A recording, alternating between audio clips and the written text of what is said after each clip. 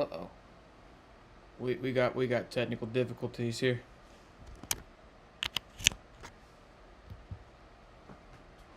Not a hot start. There we go. There we go. All right.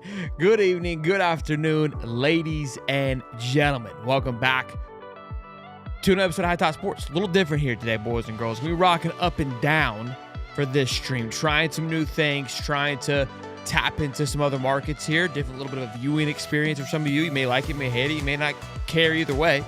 Good to see you. Welcome back. Going to be talking all things college football today. Kind of get outside of the box a little bit out of Florida football. Obviously, Miami's being sued by Nebraska. Everybody's talking about that right now, so we'll dive into that a little bit. Then we're going to get into Penn State, man, because I've got them as my number one team headed into next year. I think they've done a lot of great things building up to this year. But you kind of ask the question, right? Can they get over the hump finally? Then we'll kind of carry that same conversation to Dan Lanning, somebody who's probably considered a top 5 coach in college football right now. But when you look at what he's accomplished, he's done a lot of great things outside of, winning the big one. Get himself a nice Big Ten championship last year, which was massive. But, I mean, when you kind of look at what he was able, when it was time to get it done, again, first year against Georgia, kind of gets walloped. And even last year, I mean, we followed them pretty closely. That Ohio State game was incredible. Let's not get it twisted. But what wins by a point off of a Will Howard mishap, those other games were some dogfights to some lesser opponents. They go into this year, brand new quarterback. They had Dylan Gabriel, brand new quarterback, but Dylan Gabriel had a ton of college experience. They've gone from the past 2 years, right, with Bo Nix to Dylan Gabriel with a very heavy experienced collegiate quarterback. Now Dante Moore, somebody who's never played before, right? So a lot of things there. And then I got to thinking, well, Lane Kiffin, this young man, I feel like probably missed a window, missed an opportunity where they capitalized very quickly on the transfer portal. They did things and they navigated through that and kind of tried something and had success with it. What I mean by tried is like, we're going to go full portal, not really recruit well, and just pay a lot of guys and go get it done. Last year's team was the team to go get it done. That was the Ole Miss team that should have made it, and Lane Kiffin himself. Now you're headed into this year, sophomore quarterback, and Austin Simmons was very good. But they weren't as aggressive in the portal. They still haven't recruited, right, to the other level that I believe they should be to compete at that level in the SEC. I think they may have missed their window. And I think Lane at Ole Miss, we may have seen the best of them there. That's my thought. We'll talk about it. We'll have ourselves a good show. I want to try to make this more as, chilling than differently. So, yeah, vertical stream. Let me know your thoughts on it. We're trying some new things here. I want to see how we can tap into the YouTube stratosphere by doing this, because you know how it is. You're scrolling through shorts and all of a sudden you see this beautiful face. How do you not want to stop by, And you can still not have to watch it that way either. You could be just watching it on your TV screen like normal. It might look a little weird. But either way, how we doing? Famous, what's up, man? How we doing, boss? Good to see you, big dog. Devin Deasy, number one chat leader right now. Muddy Waters, good to see you, man. Dan Lanning is Mark Richt 2.0, chokes and wets the bed in the big-time games. That might be a fantastic description of him. Speaking of that, keep that in your mind, right? Keep that kind of thought process in your head. When we do this game a lot, right? We try to compare someone to something that reminds us of it. So like Dan Lanning does like Mark Richt, right? We think of other quarterbacks, like this quarterback reminds us of this. We talk about it with recruits. This recruits reminds us of Percy Harvin. People get frustrated, etc. But it's a fun way to make something we're talking about relatable. I'm working on a video idea. It's pretty much, I would say, put together. And I'm going to take NFL quarterbacks and compare and basically say, hey, this NFL quarterback represents this college football team. Pretty cool idea, a little different, kind of a little bit of a teaser, right? One of the examples is, I don't want to give one away. Can't give the Texas one away. I don't want to do Florida because Florida's fun.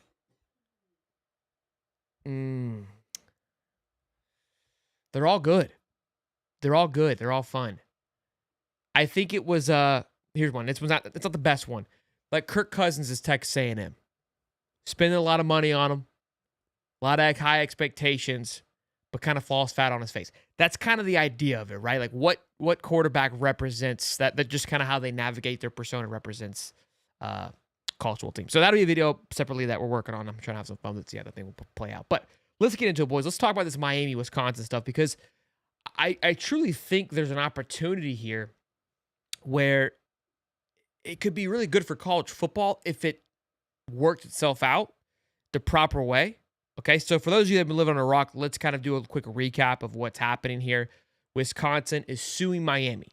Okay, the Wisconsin and its NIL collective filed a lawsuit against the University of Miami, accusing them of tampering with defensive back Xavier Lucas, who reportedly signed a revenue share NIL deal with Wisconsin. Lucas left Wisconsin for Miami this offseason without entering the transfer portal, violating both the NCAA rules and potential contract law. Well, Sheldon, how did he do that? How can you go to another school if you don't enter into the portal? We've talked about this. This was a thing when it happened because it's a loophole. He withdrew from his classes, right? So when you enter in the portal, you essentially are still sticking with what you've accomplished thus far, right? Like you're still as an enrolled student and you're staying within the system, right? That's what the portal exists to connect you from A to B. If you take yourself out of A, right, you remove yourself from this vehicle. Essentially, you can just walk over here and then start into B, and then skip the portal entirely, and not have to burn a portal move, right? And basically avoid any of those rules. So the NCAA is kind of sitting there with their hand in their pants. Now, here's two ways of looking at this, right? Like, one, shame on the kid, shame on the lawyer who's involved, which we'll get into. But also, I'm like, well, kudos to them because they just use the system to their advantage. I mean, they saw what it was and said, we can do this. Now, whether it was, morally correct, that's another argument, but legally didn't do anything wrong, right? So very interesting how he was able to maneuver that. So that's something the NCAA has to figure out, which, of course, they're not moving quickly on that at all. So Wisconsin is not suing Lucas directly, though, but rather claiming torturous interference by Miami. So they're suing Miami, the first major legal battle of its kind in the NIL era. So we have seen kind of just weird things happen. We had, obviously, the Jaden Rosado situation with Florida. That was an ugly thing where Billy himself, other people involved in that transaction were being sued, right? Not the University of Florida. This now seems to be an attack on the school more so, which when schools get involved, you got to think about the board members and these guys that are there. Sure, they want a football team to do well, but they also don't like this is paperwork. It's busy work. They don't want to deal with any of this stuff. So it has the potential here to get really messy. We might even see this happen with the Amaleve brothers with Arkansas to UCLA. That quarterback, not Nico, but his little brother. Same thing's happening there. They're looking to do that because, again, he signed an NIL contract in the beginning of January, took the money, and then dipped out. I believe Xavier probably did the same thing. And, again, tampering's been happening, at a crazy level. This was almost like if there was a line, this was the line that finally broke the camel's back. Like, okay, you overshot your shot here with this type of tampering, and Wisconsin had enough. So here's how we can kind of look about it, right? Here's why I think the positive is because if they can, we've been kind of clamoring for this of, hey, when you sign a contract, you're binded to that contract, right? So if they're able to have, I would say, a winning stance on this, and I don't know what it would imply. I don't know how, they would figure this out if he just pays his money back and that's it. But then moving forward, they set a precedent. Like, hey, once you sign your contract, you're binded to that contract. The portal is now closed to you. If Wisconsin wins, schools and collectives could have leverage over players who try to leave without following protocols, right? So very similar to the NFL, if you break your contract, you could either be, kind of similar to a buyout where you have to pay back your money and plus some for leaving. Or I would say it needs to be a pretty harsh thing because, again, we got to take a step back. This is where you should be held accountable. This is where you should slow down your process on your decision-making on where you want to go. It should be an important decision when you sign that dotted line of like, okay, this is the final call. This is where I want to be, and get back to what makes college football great, which is there is that recruiting aspect. That's what's different. If not, it's going to become what is the NFL draft, which is, cool, but it's just, we don't want that. We love the recruiting aspect of it. It makes it fun. It's fun for us to talk smack as well too. I don't want to get away from it yet. But this could be the beginning, and again, in a healthy manner. So shout out to Wisconsin for having the kahunas here and standing on something and feeling they have enough to rock and roll. Then again, kind of what I just posed. Is Miami the villain, or they just played the game a little bit better than everybody else, right? Apparently, Lucas and his family had at home, or met with Lucas and his family at home before he officially entered the portal. So the other part of it is, I guess they wouldn't let him leave, right? They wouldn't let Lucas out of his contract. That was the reason why he did what he did. But I do want to read this because Florida fans, we love to have fun with it. One of the lawyers involved with this has a reputation, if you will.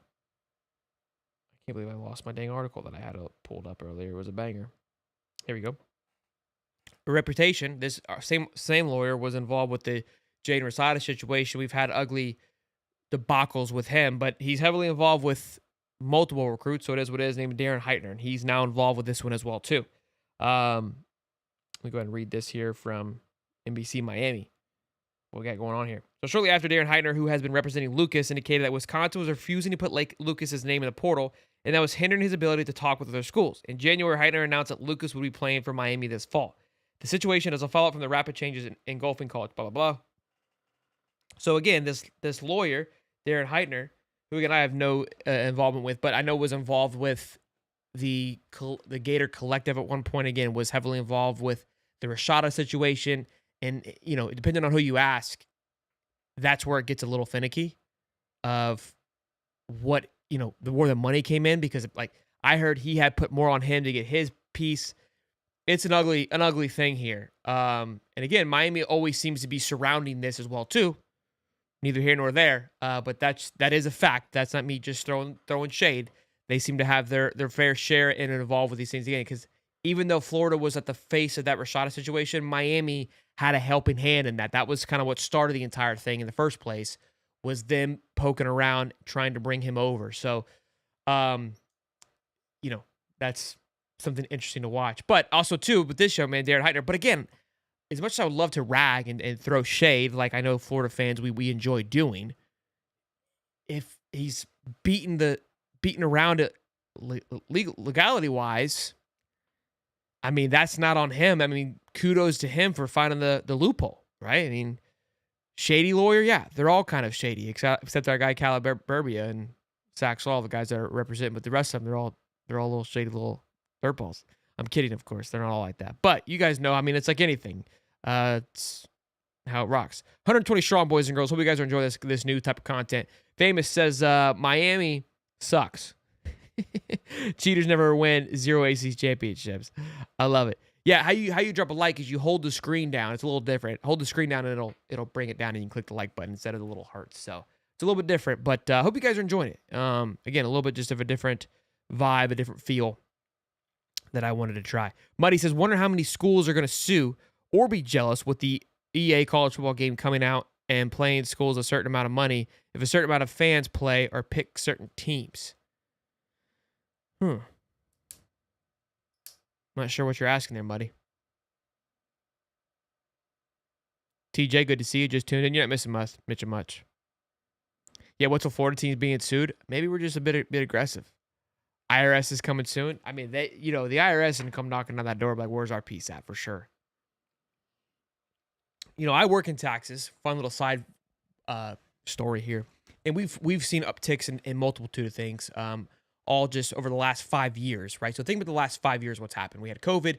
That was kind of the start of everything. So COVID set off a trend of a lot of things. One, people pulling out of their 401k, which causes tax debt. That's number one. Two, people wanting to get their stimulus. You remember the stimulus back in the day. So people who never filed all of a sudden wanted to file. That was a big thing. Not really relevant to this situation. But then also COVID caused people to go to the Uber Eats, DoorDash. These are all 1099 jobs, which are taxable or non-taxable jobs, right? You get paid and you get to pay tax at the end of the year. Alongside OnlyFans exploded. Content creation exploded. So 1099 employment blossomed, where people had zero clue when it came to taxes. And I feel like we're going to have a similar trend here with the NIL. Maybe not as much. I feel like people that are involved are a little bit more ahead of it. But it will be interesting to see how all this does play in effect down the road. But we'll see how it all plays out. It appears that the NCAA has lost control. They really can't do much with this settlement. It's all out. It's all third party, right? Outside of the portal movement. But again, they have no control over what he did with that either. We've been talking about this for quite some time, that the NCAA just continues to get pushed out, although they tried to do this rev share thing to get back into it. But there's just too many avenues where they're still not involved with a situation just like this. And this is a big facet of the game. And if they can't come in and it has to go to civil court away from the game. How can they apply rules, right? I mean, they can utilize that maybe to why they apply it, but they don't have to, right? Because it's solved outside of the NCAA. So very interesting stuff. Very interesting stuff how this thing's all playing out here. We need a new basketball game. It's a good point too. Yeah, EA came out with a new thing. They're paying schools if a ton of people pick their teams in the game. Wow. I had no idea. Okay. This is why Muddy's great to the show. This is what Muddy does. He provides topics that we didn't even know about. All right. So let me reread this out loud here. Let me look this up. We'll call this is Shivar Tuesdays. I need coffee with face here. Hold on.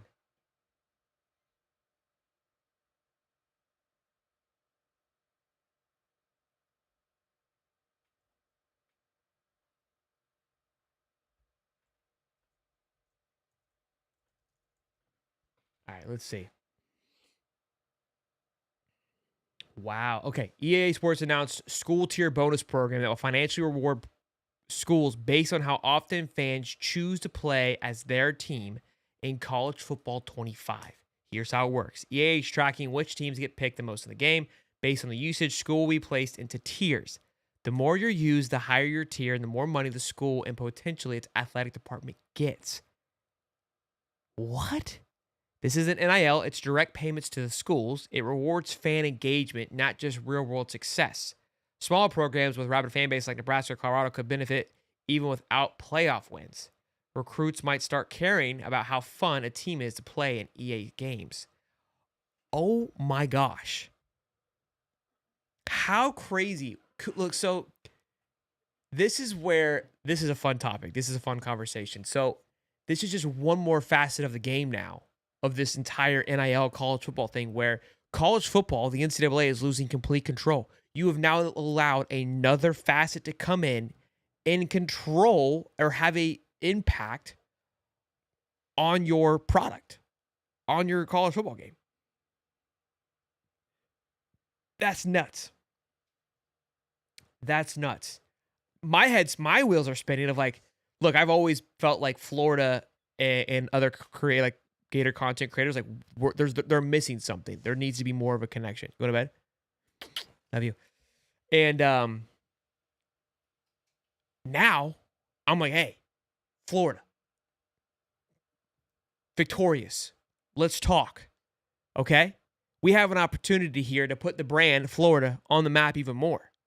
Like now, even more so of like, this is going to play into the future of like, hey, we want kids to play. Now, how big are these checks going to be? I don't know. Right? But who agreed to this? Like, if Muddy's asking if people are going to get jealous, like, what was the reasoning behind it? Maybe this was part of the deal all along. The schools had to agree to this, right? I mean, this is huge.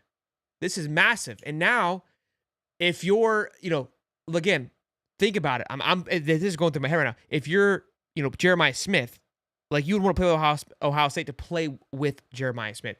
This is where your individual players start to carry a lot more weight. Let's think about Miami paying Jackson Cantwell. Now, obviously, his production on the field is much more valuable than in a video game, but people aren't going to go play with Miami to play Jackson Cantwell. You know what I'm saying? Florida's going to be massive with DJ Lagway. Who's not going to play with DJ Lagway? Who's not going to play with Arch Manning? Like, I want to see what Arch Manning's like. Do you know what I mean? Alabama, I mean, they'll have their rabid fan base, but We'll see Colorado. I mean, when they had the Shador and Travis Hunter, like everyone want to go see, like, hey, how is this going to play? Like that would have been huge for them last year. I would love to see the data from last year, right? Yeah, that's what I don't get, Big Gainey. How does this benefit EA? I don't understand that part either. Maybe they're encouraged. Like I was seeing that exact thing. Like they don't make more money by us playing, right? Like it's once we download the game, we're there. Now obviously we're playing. I think you can buy upgrades and whatnot. So I guess their thought process is like, hey, let's speak to the fans. The more you play this game of your favorite fan base, the better off you are. And I guess if they're keeping, like, think about it from an individual standpoint, like, hey, we're gonna market to this guy. It's like, hey, Sheldon, if you play with the Gators twice today, we'll give them $200. Well, I was only planning on playing once, but now I'm gonna play twice. Do you see what I'm saying? So they're encouraging us to play more than we would have originally. Maybe that's their thought process.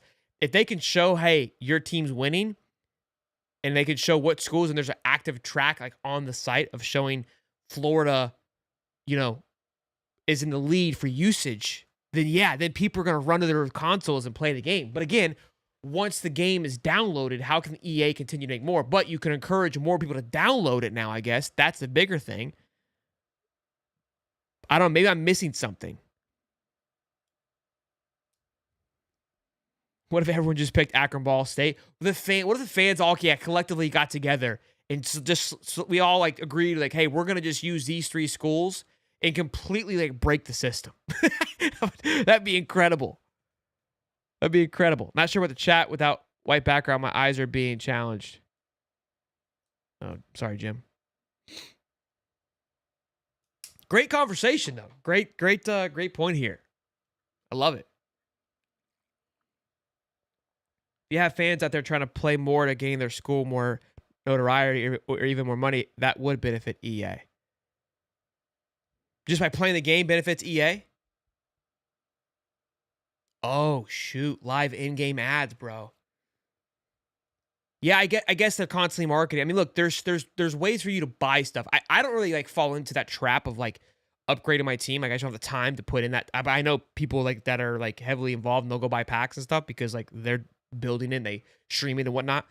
So I could definitely see that. But putting ads in a video game, bro, that would be wild. That's wild. It's crazy because when streaming first was invented, right? The whole idea of streaming was to get away from ads, and now we're like right back where we started. Like we've gone backwards, to be honest with you. Like cable was kind of ahead of its time. We thought streaming was, but like cable was what you would want streaming to be now. Like all of your stuff's in one place. Now you've got 9 different platforms all slinging ads at you. And you got to pay for each individual one. Sure, they're cheap, but they add up to the same thing as what Comcast used to, your Xfinity bill used to be. You know what I mean? Like, just nuts. They got us. Also got leaked players ratings. DJ's 90. Love that. No more people buying the game to play for their team, their fans. Microtransactions. Yeah, that's what I thought, Mr. Nobody. Is like, again, the smaller transactions, because the longer you're on there, the more you're just going to buy little packs and things like that. So I get that. No, more people buying the game to play their team. Yeah, look, I get that part. But again, that's only so much, I think, right? Like, there's that market's only so big. But maybe that's big enough to want to feed give back to the school. I heard you can plant the flags in NCAA 26. Jeremiah Smith ranked 99. Whew. Oh, especially since they're putting sponsorships on the field. Yeah, if there's sponsorships on the field in the game, then that makes more sense. That makes more sense. Yeah, I'm live. Are you live? Call me old fashioned. Are you live right now, bro? Trying to hop in? This is sick. You like it? You digging it? This is Call me old fashioned's idea, by the way, boys. That's why he's in here. Great topic, though. No, I misread it, Big Gainey. I actually, when I reread it, a comment probably would have helped, but I rereading it out loud made it make sense. Kevin Lewis, Darren Hyder bringing the kid to Miami. All you need to know. Yeah, we just talked about that. I love it. All right, let's keep this thing rolling, man. I'm glad you guys are interactive, man. I think this is going well. It's different. I understand that, but again, I want your feedback on your thoughts of the show on this up and down vertical. Let me know. Let's talk about Penn State. Let's get after it a little bit. I'm pumped for them this year. I really am. I'm like, again, I know it's kind of weird to say, but I like to see teams do well. To a certain extent, of course. When you love college football, you find stories that intrigue you. I've never been a James Franklin guy. They've produced some of my favorite players in the NFL. Like, I love Michael Parsons, love the way that he plays, love Saquon Barkley. Again, I'm a big running back guy when it comes to fantasy football. Drafted Saquon very early on. I just find reasons why I appreciate them. I love the cat that just got drafted at the edge position. I can't think of his name at this very moment, but and Tyler Warren, like, they're just cool players, great players. Penn State is now, I believe, copied the blueprint of what Michigan and Ohio State did the last 2 years. And they are poised to go out there and get it. Are they as good as what Ohio State was last year? No. Are they as good as what Michigan was 2 years ago? No, I don't think so. But I also believe that year that last year when Ohio State did really well, there was a lot of teams that were also, dialed in. Texas, I felt, was at its peak. I felt that Oregon was at a very healthy place. Meaning, like, Ohio State went through some dogs, right? Now, the rest of the league wasn't down and out. And when Michigan won, Bama was, I would say, at a very healthy point of their lifeline, however you want to look at it. Georgia was as well too. Even though it was Carson Beck's first year as quarterback, they still had that team was a stout. And Washington, that Washington team was nuts. So they went through a powerhouse. And again, now Penn State had to go through the new 12 teams, but they played some of the weakest teams that went into the playoffs, and kind of did some things that still didn't go as far as I feel like they should have. Right? I mean, they could have went a little bit further. But anyways, they bring back a lot. They go do some good things in the offseason. The question is, are they really going to put themselves over the hump, or is it just going to be same old Penn State as it is every single year? Does our boy Allard take him over the hump? Does James Franklin finally kind of flip the switch? Ryan Day-esque, like, right? Because that's, I feel like, what he's starting to find himself in, is what Ryan Day was in up until last year. I don't know if Penn State has separated themselves, because I think Ohio State's going to give them some fits. I think Michigan will give them a fit this year. Obviously, I can't remember if they play Oregon or not. Oregon has a very easy schedule this year, which we'll get into. Let me pull it up actually while we're talking about it so I can think. They do play Penn State. Great. At Penn State. That's going to be a big game for both teams, and this is a great conversation about it. Although we know how this thing kind of works out with the 12-team playoffs now. But as great as I think they're going to be this year, I still don't feel like they're the team to beat. Now, are they the team? Are they a Final Four team? It all just depends. It all just depends on how this thing shakes up. Do I think they can win the Big Ten? I don't think so. I think that they were able to go through and have success in the playoffs last year. They got into the playoffs because the Big Ten schedule is fairly easy. They did great things with their schedule last year, but they lost. Didn't they lose every game that was big? They lost to Ohio State. They beat Michigan. I know that. But Michigan wasn't really, what they should have been. They lost to Oregon, obviously, in the big game, and they lost to Ohio State. Now, they did beat USC in a blowout, but USC wasn't anything. And they beat Illinois, but Illinois was whatever. So they really didn't beat anybody. The two times they had to play somebody, they lost. They lost to Ohio State, they lost to Oregon. Then they beat SMU and Boise State. Those were their two teams. So that they're building off a lot of that. And then they played Notre Dame, another great football team, kind of very similar, right? Same matchup, and they lost. I think with the realignment of the playoffs this year, it's not going to be favorable for them because they're not going to get a Final Four pass. They're going to play in which they were. They were a Final Four team. How is that? No, they were a 4-10. They didn't get a bye. I don't know why it says 4-10. That's not correct. But yeah, I don't know why that says that. But so they play SMU, obviously dominated SMU, but they'll probably get an easy one that round, right? But I think the second round, which they played Boise State, will be a much more challenging game, probably like a Notre Dame-esque type of game. And I don't see them getting past that. I also don't see them being in the Big Ten championship this year because Oregon's going to float right into it, I believe. And I think that Michigan and Ohio State and the Penn State are going to be in an absolute dogfight. So we'll see. We'll see. Austin Roger, man, good to see you, baby. Good to see you. Baby's about to pop next Friday? Hell yeah, man. Congrats, Bubba. That's awesome. Good for you, man. Too cool. Too cool, man. Enjoy it. Soak it all in. Soak it all in. Yeah, look, they won 2 playoff games last year, buddy. But like I just said, the 2 playoff games, because of the seeding, don't really feel... I mean, look, loved SMU. Great story coming into this. We knew what SMU was. I mean, let's be honest. Like, that was healthy one win. Give them that. But then you get Boise State, who we know was an exciting football team, but they didn't deserve a 4th-round bye. So Boise would have played first round, probably wouldn't have got out of the first round because they just got absolutely bullied. Penn State bullied them like they should have defensively. Boise State was a one-trick pony, and they finally got matched up against a very fundamentally sound football team and got absolutely cooked. Like, that wasn't surprising. So it wasn't like Penn State went out there and did things. Now, they played Notre Dame very hard, very well. But again, the 2 wins just weren't very electric. So I put the little verified check of like, are they verified to be a top 5 team heading in next year? Yeah, I think they're a verified top 5 team, without a shadow of a doubt. Top 3 team. I really do. I think the talent is there. I think the coaching experience they brought along with the defensive coordinator from Ohio State, a lot of great things they've done there. I still don't think they have what it takes. I don't know if Drew Aller is the guy to get him over the hump. And they lose Tyler Warren. It's very Georgia-esque like. Right? Where you kind of saw the downfall last year with Carson Beck still at the hub, but they lost some key guys.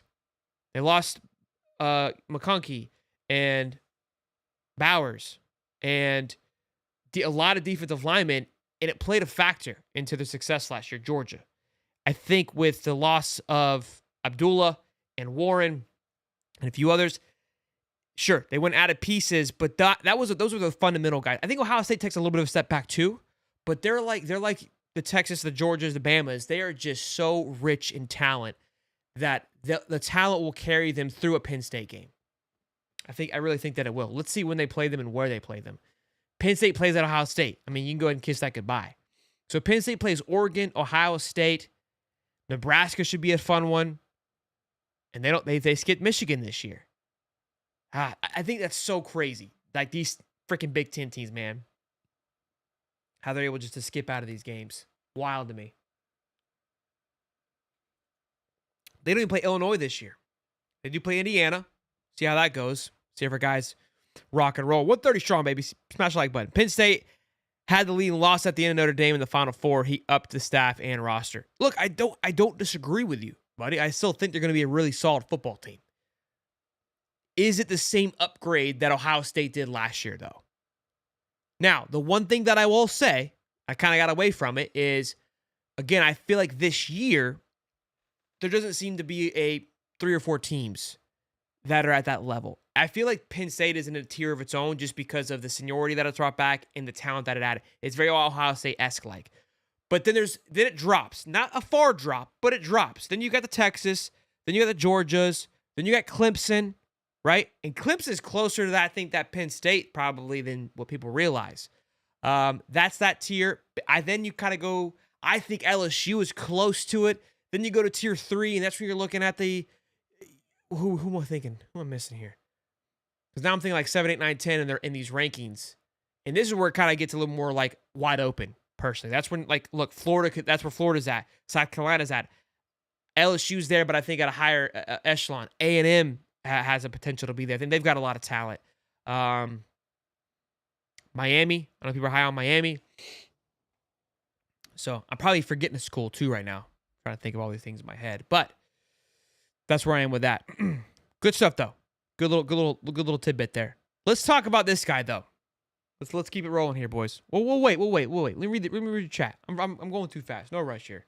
Let me get the chat pulled up. And Coach Smoke.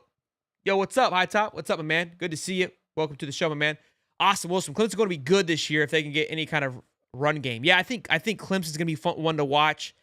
And again, the 12 team, what makes this really exciting, love the 12 team playoff, because before you could kind of hide in your conference right? And then make the Final Four and then have 2 big games. That's it. Like, hey, let's just get through this and make the Final Four. They can't take us out of it unless you're FSU. And then we got to go win 2 big games. Like, that's just is what it is. Having to go through a 12-team playoff and play 3 to 4 games, you can't fake your way through it. You know what I mean? Like, you can't hide all season long and then all of a sudden turn it on. You got to be battle tested. You got to be challenged, because going through 4 different games, your number is going to get picked apart pretty quickly. You better have different tricks up your sleeve when you head into those playoffs. And I think that's when Ohio State, when they really I was like, no one's going to beat them, is because last year, I think Texas had what it took. I think they had a lot of key pieces. I genuinely think that Quinn just wasn't the guy to lead them. That's what they were missing. That's what is scary, because if Arch can kind of just flip a switch and be a dog, they're still extremely talented. I mean, they've got a lot of great pieces there. Notre Dame was very one-sided, but really good at what they did, which was positive. Boise State, one-sided. Clemson, one-sided. Like, all these teams were kind of leaning on towards just one key thing, which is good, but Ohio State had multiple ways they could beat you, multiple facets. I think Oregon was another team that could have beat you any kind of way. They just matched up with the other team that could beat you anyway, and the best one came out on top. That just is what it is. So, interesting stuff there. But great stuff, Austin. Muddy, could Dale Mullen lead UNLV to the playoffs in the Powder Puff MTW Mountain West? Yeah, it would be funny. I would love it. I really would if we had a UNLV Florida matchup. It wouldn't hurt me at all. I know our boys from Read and React, they put it in their magazine. I think it was Nick that had it. Let me double check. It's on the back of the page here. I think Nick had them in his first. Yeah, he had Florida at UNLV. Oh, no, Will had it. Wow. Florida UNLV matchup, which would be awesome. At Florida, I mean, that would be incredible. You couldn't write anything better than that. I mean, that's just college football at its purest, if you ask me.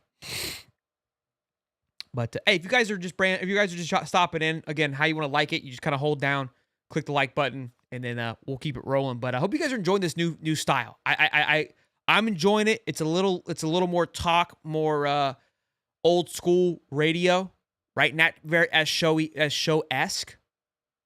Different feel, different vibe. I want to do this weekly, more freely. You guys are more involved with it. It's relaxed, but it's got purpose. You know? I feel like Arch Manning is getting the Nico treatment.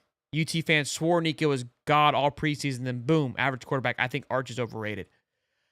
Yeah, right now, man. Like, I'm not saying it's a medium take, but it's kind of like the DJ stuff. Like, the takes are so oversaturated at this point. It's either they're going to be complete bums or they're going to be a godsend. Like, that's the take, and it's almost kind of like nobody's really saying anything groundbreaking anymore, because that's just the two perspectives of it.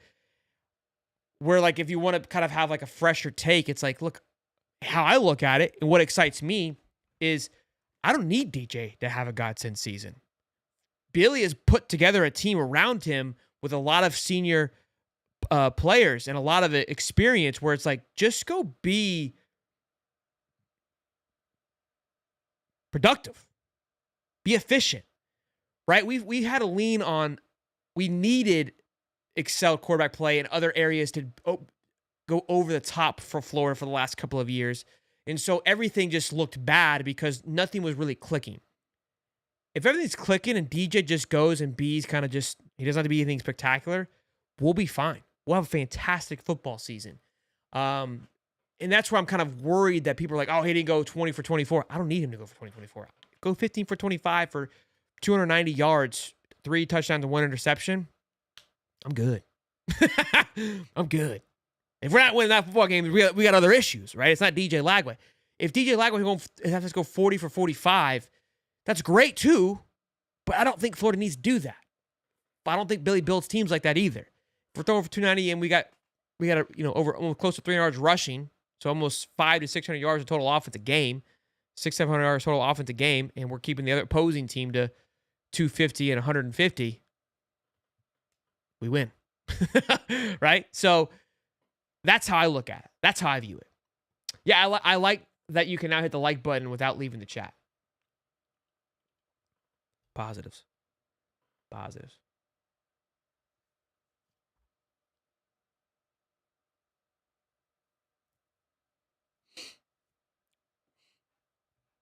Alrighty, here.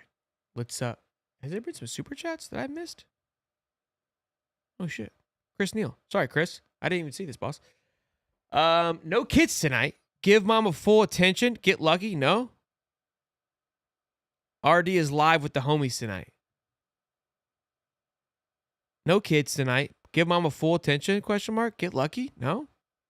Are you asking me or telling me? Because we already did all that. The wife goes to bed early, boys. That's why I'm late. Unless you're telling me that you're doing that. I don't know. I'm confused there. All right, let's move on to our next little subject here. Another coach that I love. Love me some Dan Lanning, boys. Y'all know that. We talk about with our Derek the Duck. We get after it with it. How much, Oregon get it done right now, or Oregon bust wide open the Big Ten.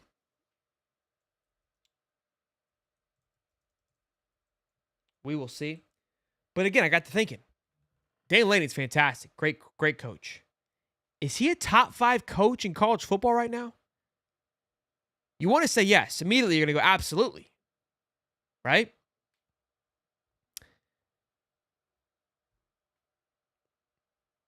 I mean, he's a great coach. I think Money kind of nailed it on the head with Mark Richt. Let's take into consideration what makes Dan a top 5 coach. Obviously, won the Big Ten last year. That's massive. Huge.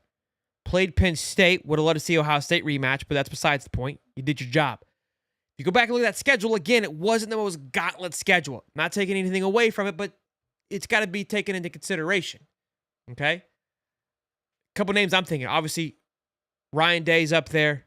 Kirby Smart, obviously. You can't sleep on Dabo. Okay? Sark. I kind of look at them very similar. They're kind of back and forth. Marcus Freeman's made some strides. Very similar. But Marcus Freeman's played in a national championship game. After 2 years? 1 year? Dan, I feel like, is, in a fantastic position in Oregon to be successful. I think he's a phenomenal. Top 10, no question. Top 3, no way. Top 5, we're talking about it. It's a question. And, it's kind of funny because I thought about it. I was like, man, no doubt he's a top 5 guy. But again, like I said, you start kind of looking at some of the things that he's accomplished. You could argue James Franklin's a little bit ahead of him. Maybe, possibly. Again, doesn't have necessarily the hardware, but Dan's got to do some big things this year. He's got to put these Ducks over the hump. Sure, he won the Ohio State game in the middle of the season. That was a big one. But when you go back and look at it, was it? Did it matter? You got to buy for what? It's almost like you gave Ohio State extra ammo. You gave them opportunity. You gave them a chance to warm up because you kicked them out of a game. Kicked them out of the Big Ten game. So you want some hardware where you could argue that hardware doesn't have as much value as it once did. Obviously, Big Ten championship and SEC championships used to be massive. Monumental. Still a big deal. Obviously, you would love to have that on your resume, but I don't know. Would you put him over Sark? Sark's got a Big 12 championship. Sark's got a Final Four. Sark's got a number 1 recruiting class too. It's interesting. It's just kind of a fun little offseason topic to talk about on where Dan Lanning sits. What does he have to do? Yeah, Lincoln Riley, I was very favorable of him. Again, if you think about it, Dan Lanning isn't on that same path, but Lincoln Riley had major success at Oklahoma. You could argue where he was at Oklahoma, did a lot of great things, goes to USC. He's in a phenomenal place with a great backing, the ability to just absolutely crush, and kind of encompasses that year 1, and then has been having a skid the last couple of years. But my point is that at that point, when he was at USC his first year, and Caleb Williams was the Heisman, I'm screaming from the mountaintops, Lincoln Riley is a top 5 coach. Me and Cody got no pissing contest about it. And then he's fallen off the wagon since I went on that mountaintop and said that. But he was. No question he wasn't. Got 3 Heisman under his belt, won a couple Big 12 championships. I mean, the guy was crushing it. You can't look past it. But then all of a sudden, lights get bright. everyone's looking at him. He's like, I kind of falls flat. And I think that's where, I mean, again, you get Dan Lanning at Georgia week 1. The guy gets coached off the field like he shouldn't even be there. So I love Dan. I want Dan Lanning to have as much success under Billy as possible. Go win as much as you can without beating the Gators. But I think we need a few more things from Dan before he can submit himself as a top 5 guy. I think he's very close being top 3, though. In the same breath, he's 1 or 2 big wins away from being a top 3 head coach. Like that. Like that.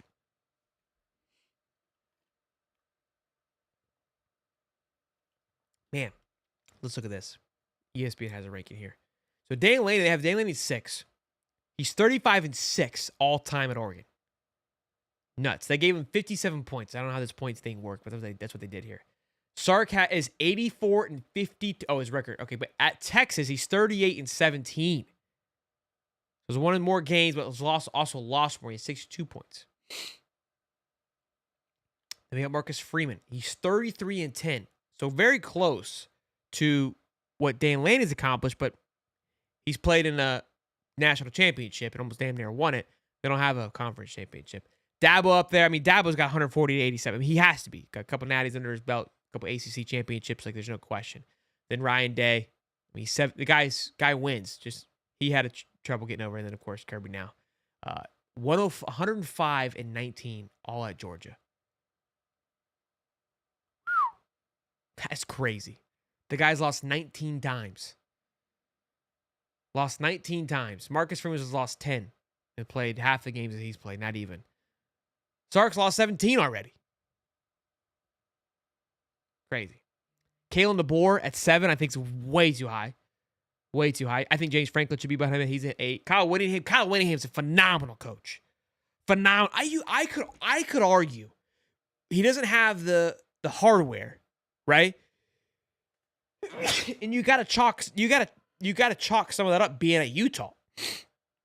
You're just not gonna get the dudes like you are. Like, that's my point too. With Dan, you're at Oregon. Like, it recruits itself. You know what I mean? Like, Mario had success there too. Like, if you're at Oregon, you're gonna have success recruiting. You're gonna get talent. It does half the job for you. Kyle Whittingham, I think, should be in the conversation for top 5 just because of what he's done at Utah. He's 167-86 all time. Top 10 for sure. Top 10 for sure. Matt Campbell, Iowa State, number 10. That's all I got. I think Kyle Whittingham's a little underrated. What do y'all think? Am I crazy on that one? I think he's going to need some more love, boys. I think he does.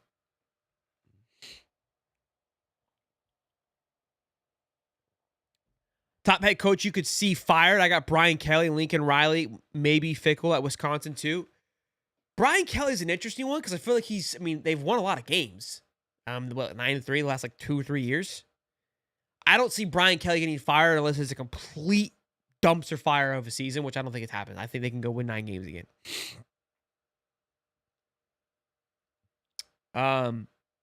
Lincoln Riley, 100%. 100%. I think he should be first on the hot seat. Luke Fickell, I feel like that's a bit crazy. Like, I've seen a few of those. How long has this cat been in Wisconsin? This is his 3rd year? And I really feel like they kind of got things going at the end there.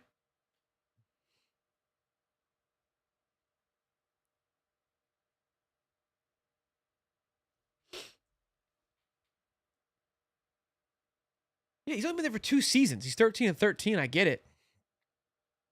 He was at Ohio State for a year. I didn't know that. For 6-7 and 6 at Cincinnati, obviously where he went 57-18.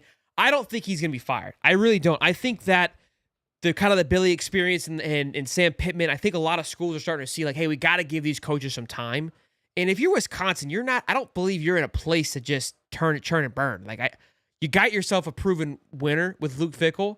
I think, again, Wisconsin showed some life at the end of the year last year. I don't like that he's on the hot seat. Not at all. Lincoln Riley has done less with more and has almost been an abomination at USC and is somewhat still more safe than Luke Fickell in some people's eyes. That's crazy to me. Yeah, LSU hates him, so I could see them pumping. I could see why Brian Kelly could get fired. I just, don't necessarily like it.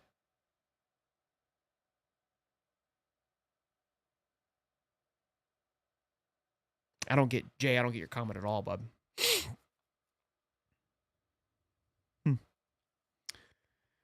All right, boys and girls, let's wrap it up with the last little subject here. Good show. We'll move on to our guy Lane Kiffin here. Again, we're just talking ball, boys. Good old junkie ball. Brian Kelly at LSU looking average the past few years. What are you talking about? Okay, let's look at. Let me double check here. Make sure we're crazy.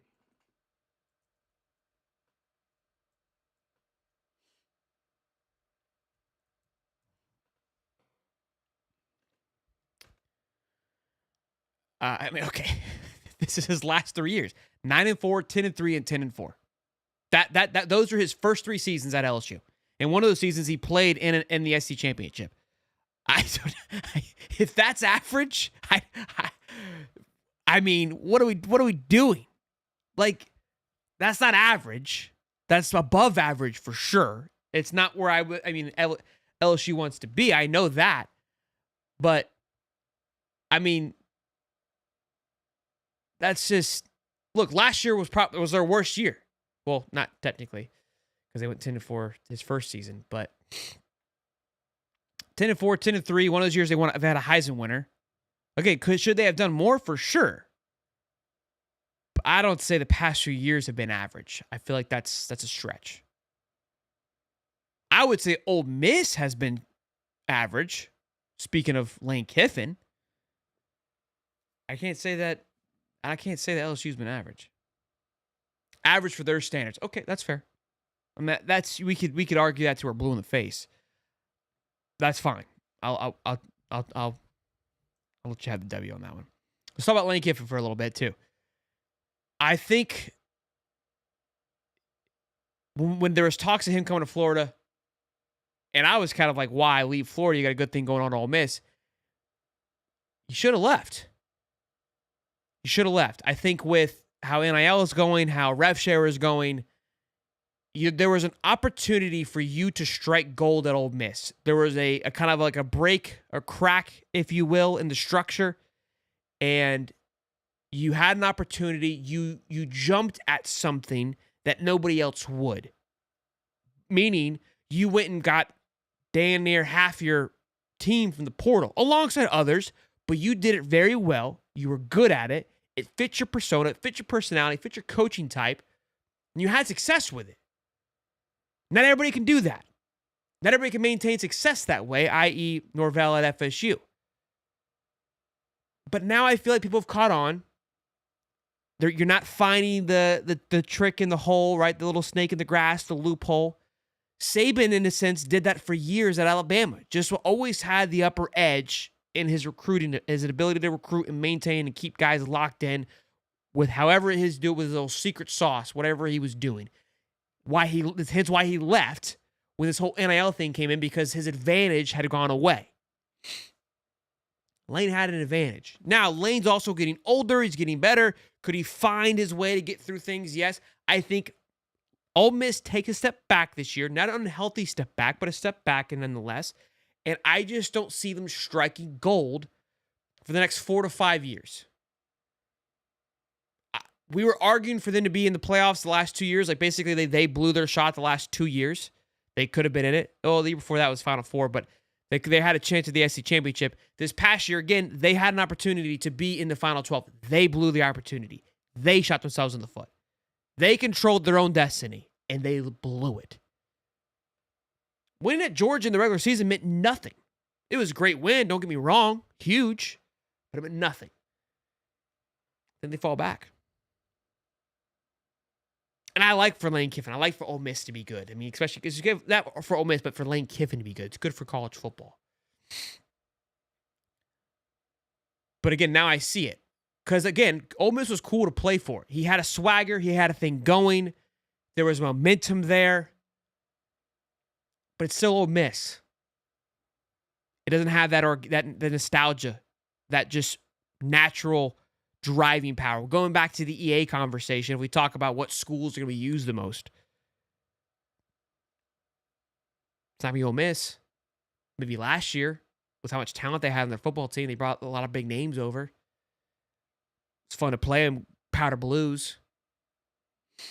You want to play in the swamp. You want to play at Old Rocky Top. But these schools that have history, logos that carry weight. It'll be interesting, man. We'll see. 126, baby. Good to see y'all in here, man. I agree. I don't see how Ole Miss, their hybrid to be better than last season. I don't see that happening. Oh, they're hyped. Yeah, I don't think they're going to be better than last season. No, I think they take a step back. I really do. I don't feel like they're hyped to be better than last year. Let me see.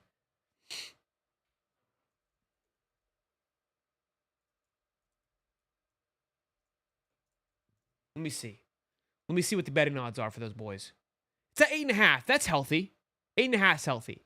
They were like over, I think it was like 10 last year. 10, 11. Like they were dogs last year. I think 8's, that isn't a hype for them because they won 8 games last year. So if that's the number again and they fall short of that, right, with 7, that is probably where I think they'll be. 9 would still not be, I would say, it would be an impressive season for them. Hype would be if people think they're going to win 10 games. I don't, no one thinks that. Jackson Dart was our MVP. Still mind-blowing that he went in the first round. Yeah, I mean, I don't know what they saw, but they loved him. Squad! What's up, Dangle Dev? Good to see you, Bubba.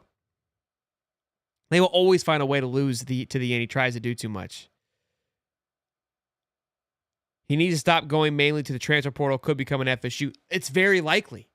Now, I think he does a better job of... He does develop guys, especially in that quarterback room. So Colin Simmons, I think, is going to be fantastic. I don't think they'll take like a massive step back because DJ Ugalali was just atrocious last year. But they had a lot of issues wrong with FSU. And Ole Miss could have that. Trench play could be a disaster for them for this year. And it doesn't matter how good Austin Simmons is if that O-line's not cohesive, that D-line's not cohesive, you're just getting torched every which way. They were able to put up 50 points against anybody last year. I don't think they're going to do that again this year. So will that playing style hold up? I don't know. Let's take a look at their schedule and let's count. Let's see if we can count 8 wins for these boys.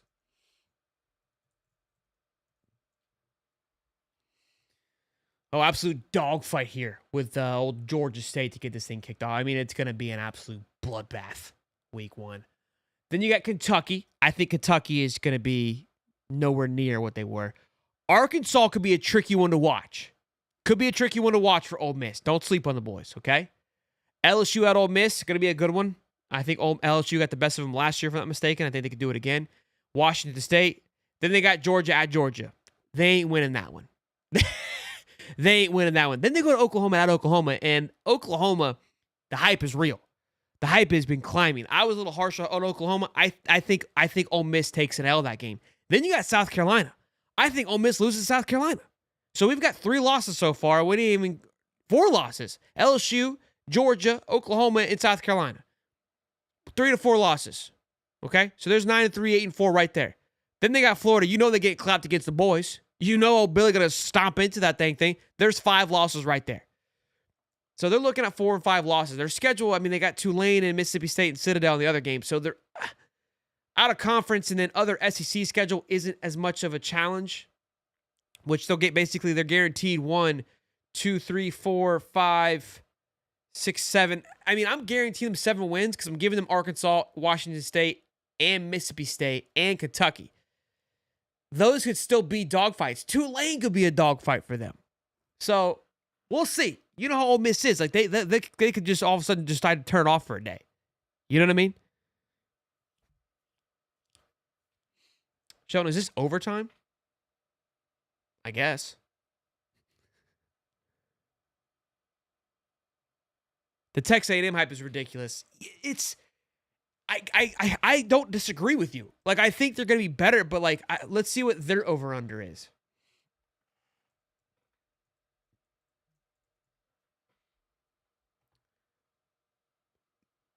Seven and a half. I feel like that's healthy. I think 7, 6.5, 7 is probably where it should be.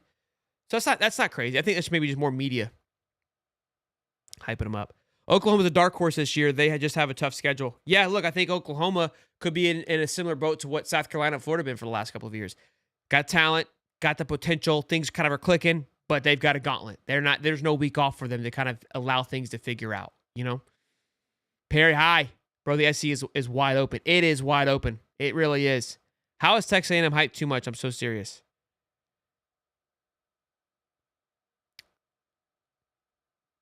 I don't know.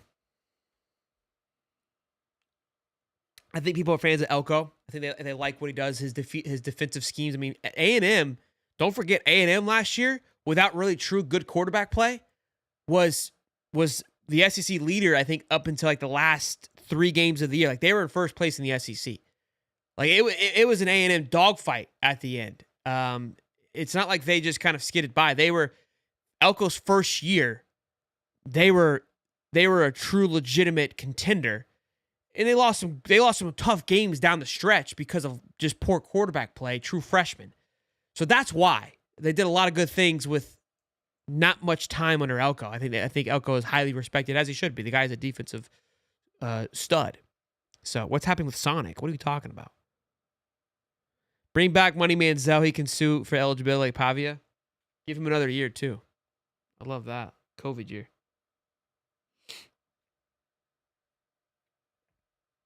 A&M is preseason top 10? I don't think so. Let me see.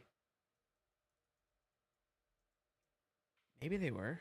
No, they're not top 10. There's no way. All right, here we go. Penn State's number 1 for this one, which I agree with. Clemson's number 2. I love that one there. Texas number 3. I think it's a very healthy place for Texas. I think Texas has been highly overrated. Georgia at 4. Fine with me there. Ohio at 5. Don't mind it there either. I think LSU, you could argue, to be higher than maybe Georgia, but you still got to kind of keep it into consideration. So 6 is very healthy. 7 is Notre Dame. I think Notre Dame could be higher, actually. I think Notre Dame could be a bit higher. 8, Oregon Ducks, that's fine. 9's Alabama, whatever. 10's BYU. Yeah, A&M's like 18, I think. 16, 17. I think Florida's ahead of A&M, if I'm not mistaken, for most people's stuff. This one doesn't have A&M in the top 15. Yeah, Florida's at 19. And you got A&M's at 23. They got 8 and 5.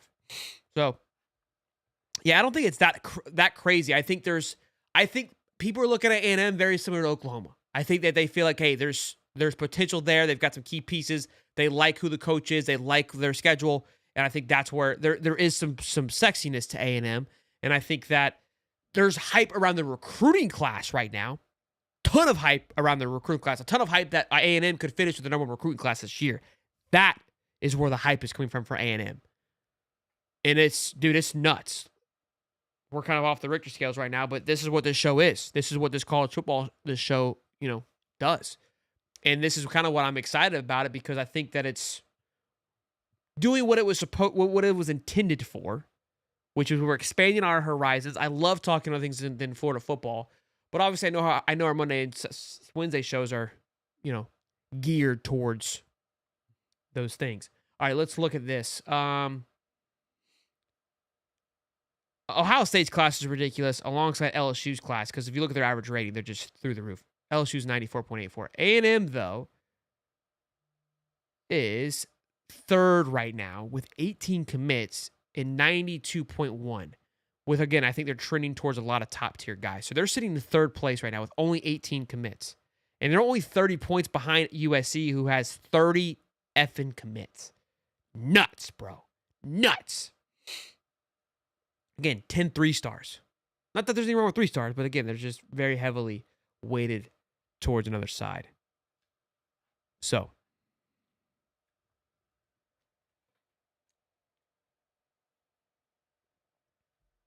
yeah, 11 and 14 Florida. I think between 11 and 15 is good. Well, I hope you guys liked it.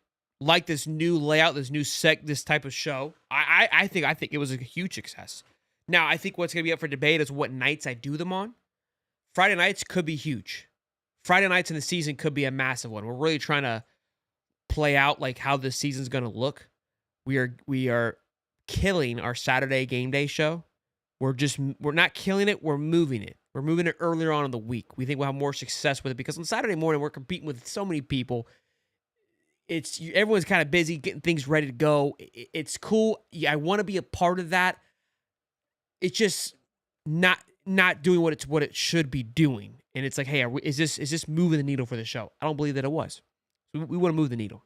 A show like this helps also move the needle. I think a Friday night pre-game conversational piece is good. A Tuesday night thing like this is also good. A lot of different things that we can do. Because Monday and Wednesday are locked up. Thursday could work. I try to keep a day during the week that I can take off to just really kind of unwind. Fridays and Tuesdays, I don't mind doing stuff. So, yeah, call-ins are going to be nuts. Perry says, I love some Friday nights and old man and don't have anything to do. Yeah, Friday nights are cool with me too. Carson Baker on the show soon. We haven't been able to get back in touch with him, man. So we'll see. We'll try. We'll keep poking at it. We'll keep poking at it. But hey, if you guys enjoyed this style of content, we'll see. Till next time, boys and girls. Peace and love, baby.